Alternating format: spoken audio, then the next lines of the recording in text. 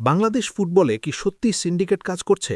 আর সেই কারণেই কি সুযোগ পাচ্ছেন না ইংল্যান্ড প্রবাসী তরুণ ফুটবলার ইব্রাহিম নেওয়াজ? সাফ অনূর্ধ্ব-20 চ্যাম্পিয়নশিপের ফাইনালের মতো গুরুত্বপূর্ণ ম্যাচেও তাকে শুরুর একাদশে দেখা যায়নি। এমনকি পুরো টুর্নামেন্টেই তিনি প্রায় গেম টাইম পাননি। আর এটাতেই ক্ষুব্ধ হয়ে উঠেছেন সমর্থকরা। কারণ ইব্রাহিম নেওয়াজ কিন্তু কোনো সাধারণ খেলোয়াড় নন।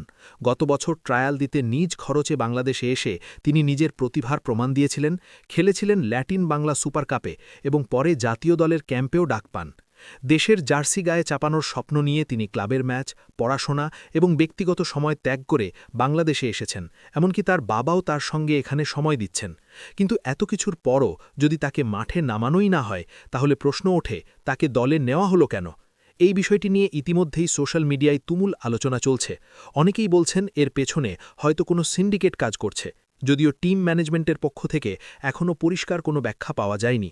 তবে সবচেয়ে বড় আশঙ্কার কথা হচ্ছে, যদি এমন পরিস্থিতি চলতে থাকে, তাহলে ভবিষ্যতে ইব্রাহিম নেওয়াজি শুধু নয়, অন্য প্রবাসী ফুটবলাররাও হয়তো বাংলাদেশের হয়ে খেলতে আগ্রহ হারিয়ে ফেলতে পারেন। আর সেটি হলে বাংলাদেশের ফুটবলের জন্য সেটি হতে পারে বড় এক ক্ষতি। এখন দেখার বিষয়, শেষ পর্যন্ত কি ইব্রাহিম নেওয়াজ মাঠে নামার সুযোগ পান, নাকি এই বিতর্ক আরও বড় হয়ে ওঠে।